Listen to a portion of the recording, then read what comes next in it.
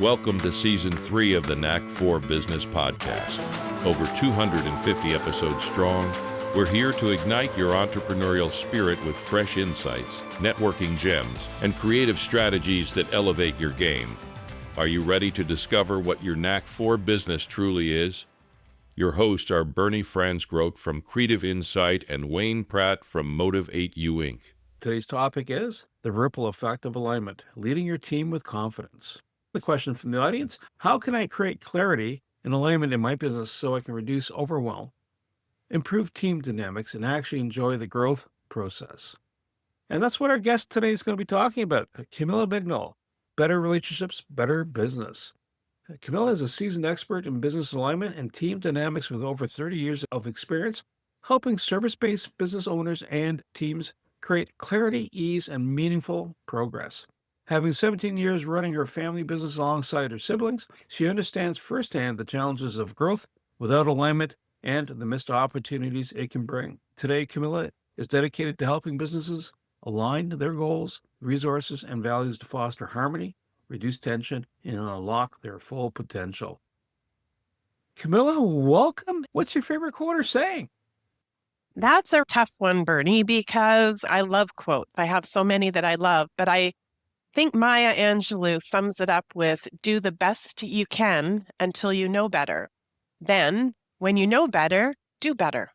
And what's the business tagline you have for your business? Yeah, better relationships, better business. That makes perfectly good sense. If you don't have a good relationship, business is not going to go that well. Doesn't matter what it is. Yeah, exactly. And I just wanted to add, when I say better relationships, I don't mean just with people. I mean with your systems and tool, along with yourself. Well, that is a really good point. If the shoe is too tight, it's not going to help you run better. Exactly.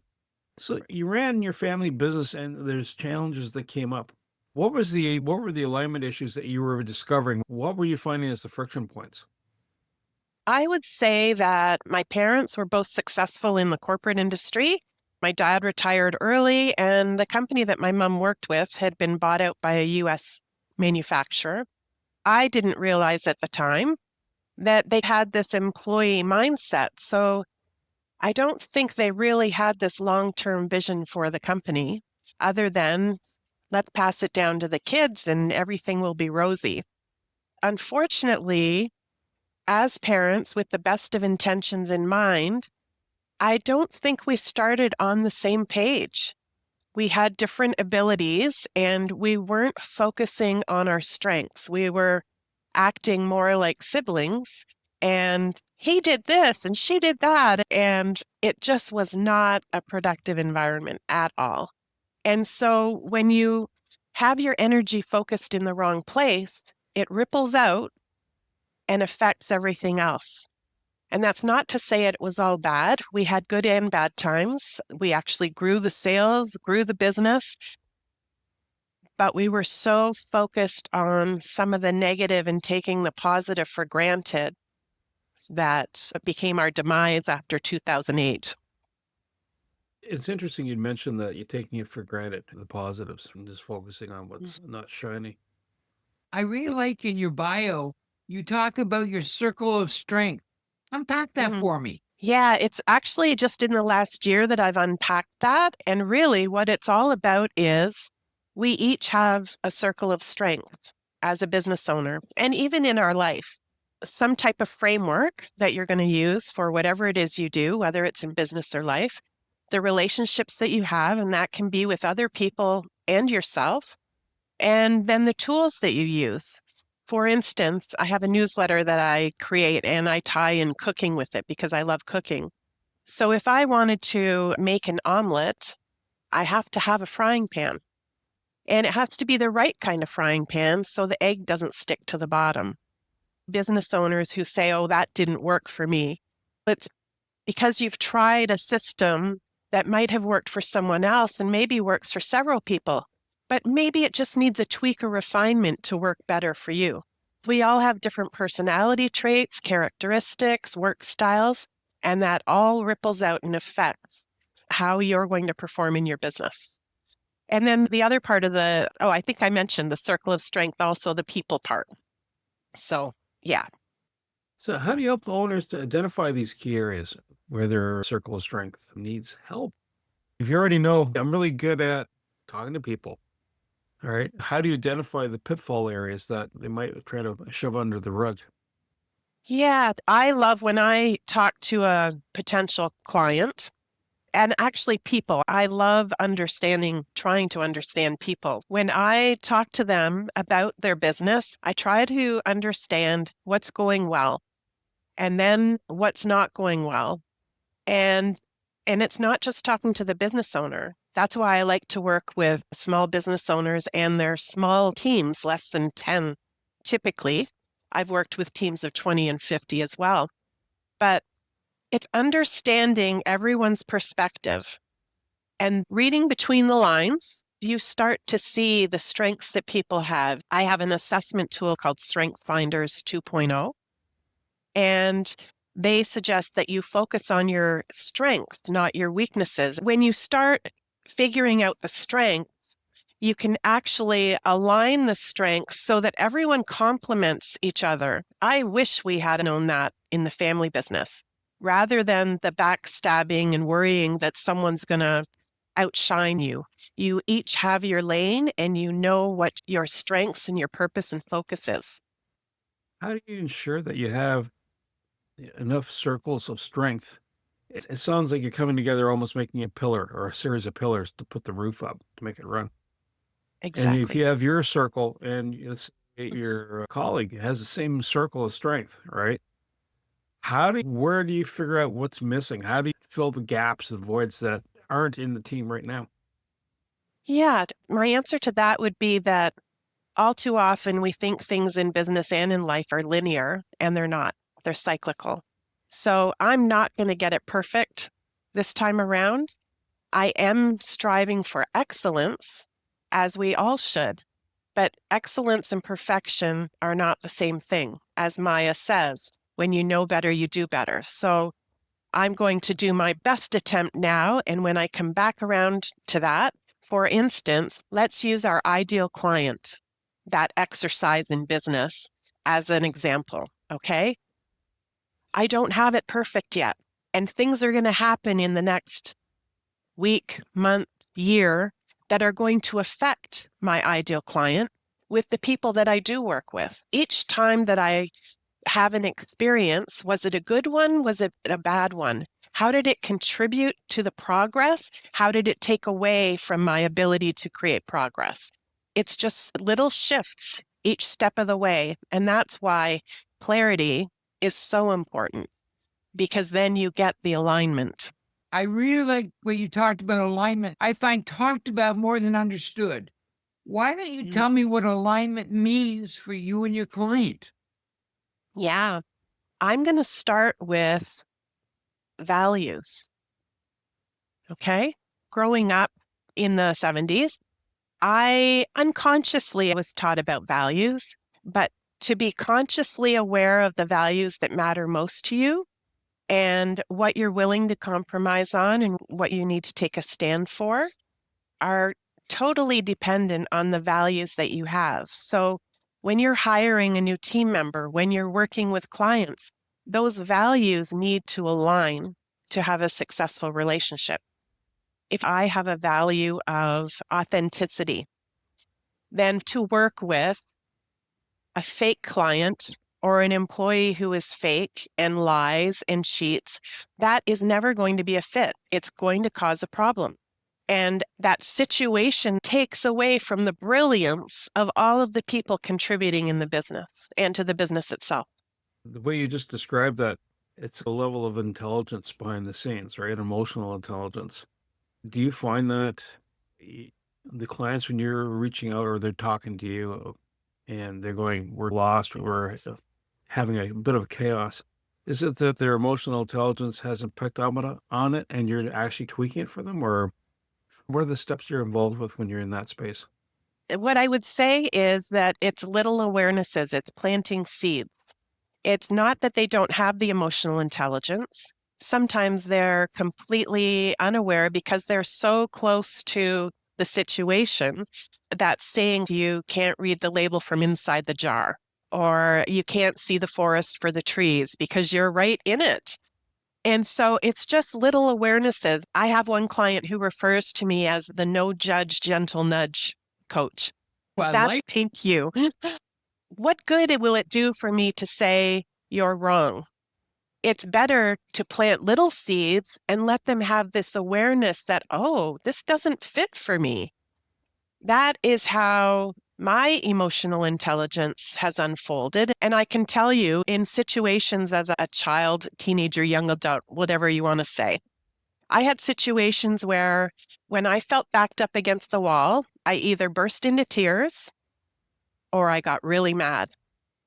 And that's because I didn't understand my feelings properly and didn't know how to navigate them. I do like the way you framed it, though. You don't look at the negative. You kept the query in positive light. So that way it stays positive. It's neutral or upbeat. Strengths Finders 2.0, and this is another great aspect of it. It says that when we focus on our weaknesses, it detracts from our strength. If we can surround ourselves with people that have a strength that maybe we don't have, then it's almost like Star Trek and we automatically assimilate. A Borg moment. There we go. resistance In a good futile. way. Resistance is Exactly. futile. Exactly. Yes. Something that I excited to hear you break down is we talk about chaos. We talk about being out of alignment. Sometimes we use the term noise versus signal. When a person is in that level of chaos, how do you get them to recognize it so that they can actually hire you? And what do you do next? What are the easy, quick action steps to get them working towards something? Yeah, I would say it's really important to meet the person where they're at. If I keep saying, you're not here, me telling them that isn't going to get them from point A to point B. I do diagnostic strategy videos for potential clients, for prospects. And I've actually just piloted it. So I had a client I've been working with, and it was about opening her eyes to what is really going on. I had to say, you are so creative and talented, and you are a business owner. And right now, it's time to put on your business hat. It woke her up. She realized, you are absolutely right. I have to start focusing on my business, not what I do and love. And that's not to compromise the talent.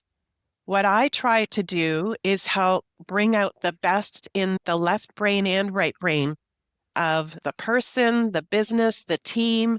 That is true alignment and harmony.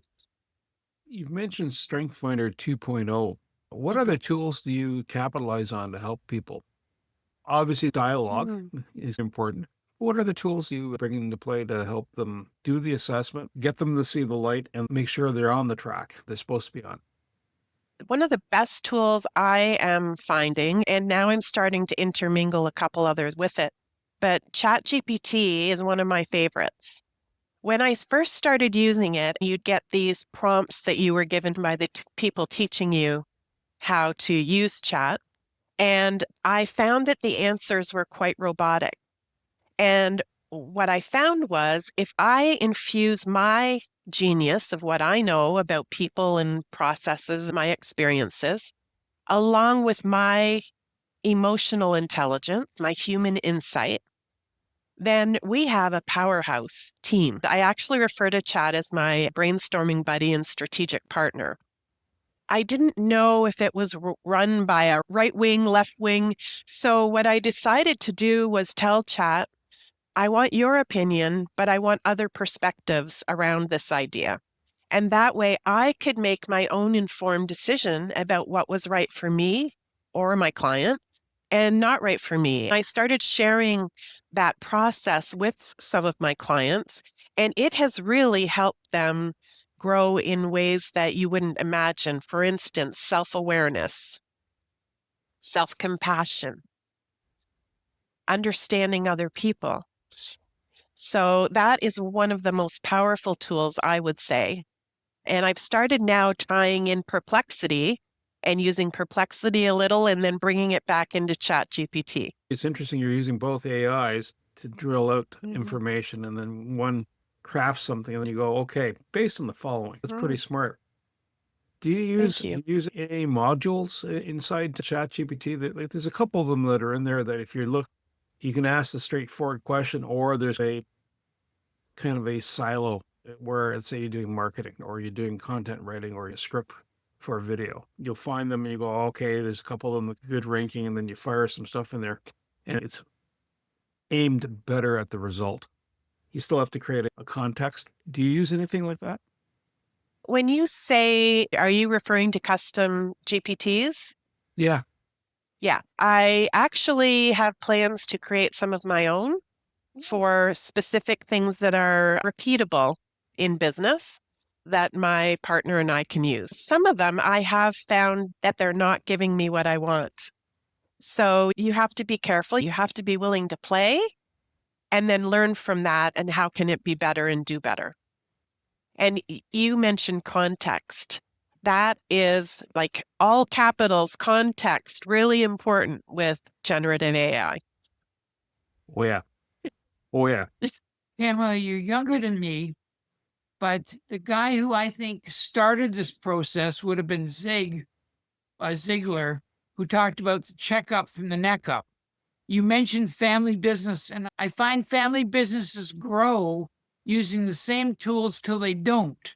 And then they start to unravel, sometimes spectacularly and sometimes slowly. How do you get them aware? You're talking about self-awareness. How do you get them aware that they can refocus, realign, repackage, and not wait till they're chapter 11, to use an American term? I would say that it's really important to make sure that there is a clear vision that everyone, they might not have in mind, but a clear vision that they know they're working towards. And it's helping them understand how they all fit as you add another element as you need it. You refine processes, streamline workflows, and optimize the strengths within the business. And it all becomes this beautiful symphony or orchestra, right? And it doesn't mean there aren't little tweaks and refinements that are made along the way, because life and business is forever evolving and changing. So that needs to happen in the business and with the team as well. Done is never done. It's a matter of continuous improvement. As you described, everything changes. We as people change. We age, right? Our tastes when we were teenagers are not the tastes that we have when we're 50. Might like some of the tunes from that time still, but we're not. If you're doing clubbing in your early 20s, you're probably not doing clubbing as much in your 50s. How do you maintain the game that you're in the business game I'm talking about, and at the same time keep it in alignment with you, the person? Unlike chat, if you ask the question now, it'll roughly stay the same. But as we age, body tells you different things, etc., will change. How do you keep that aligned? How often do you revisit what you're doing to make sure that you're inside your circle? Yeah, definitely. I do an annual review. I look at the 10 areas of life and pick 2 or 3 to focus on for the year. And then I have what I call a 90-day focus planner. It's about being focused for that 90 days. I think that works out to 16 weeks roughly. And what are the main goals that I have? And it's not trying to do everything and being everything. I used to be labeled the Energizer Bunny, constantly doing. And you realize that you end up somewhere that might be what you were aiming for, but there's no fulfillment, there's no satisfaction. So it's keeping that in check, keeping it in mind. And I used to think that in order to have a balanced life or business, it had to be equally split between personal and business, 50% and 50%. No, I only work 9 to 5. No, I'm only with family after 5 and on weekends. And what I've learned as an entrepreneur is that you are at your best when you're present with whatever you're doing. So it's up to you to decide when you're going to work and when you're going to have that downtime. Whatever you're doing, be present with it. So again, that's weekly reviews, monthly planning, looking at my schedule for the day and how the day is going to pan out. And it's really setting an intention for how I want to feel throughout my day. You have business transitions written right into your corporate tagline. Does succession planning, partner exits, revisiting goal, do you find that somebody leaving or wanting to leave helps get you hired and making the process more painless? I would say for those that are aware and proactive, yes. I have certainly had that. I actually have a client right now who is looking to transition his business over to his family in the next year. So that's proactive. He knows what he wants. He knows the outcome he wants.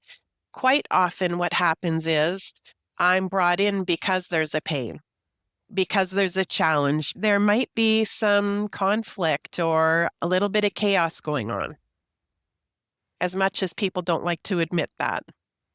Do you work in a specific area of business, retail versus manufacturing? Tow truck operators, is there a particular industry that you're keen on or that you find that they're open to this conversation?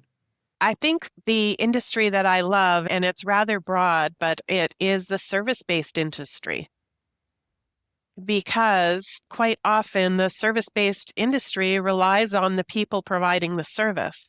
If they don't have that circle of strength, that's going to ripple out and negatively affect their clients, their business, their personal life, which then, as I found out in the family business, starts to affect your health and you financially as well. The ripple effect is a huge impact-wise.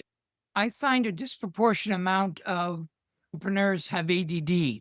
If we were boiling this down to 1 or 2 points, what's one piece of advice you'd give to an entrepreneur in their journey toward clarity, maybe even empowerment? I would use the Maya Angelou quote, do your best with what you have now. Sometimes that is a Band-Aid fix to calm things down, get things smoothed out. And I would say that progress over perfection and focus. It's about getting really clear on what is going to get you to the next steps. And I don't mean putting out fire step. I mean your goal for creating a streamlined workflow for more harmony in the business so you can work faster and better. We've been taught it's important to work hard. And working hard is okay as long as you're having fun and enjoying the process. Working hard like banging your head against the wall is not going to bring you any more progress or fun. And bring it closer to seeing a doctor soon. Yeah. And one of the things, when you're in a slog, you're going at something, you're not quite headbanging yet, right? Into that heavy rock music. Yeah. Where do you find the why? How do you help the business owner find the purpose? You have to have a plan. You don't want to be running at hyperspeed all the time. You need a motivational piece. What do you tell them to look for?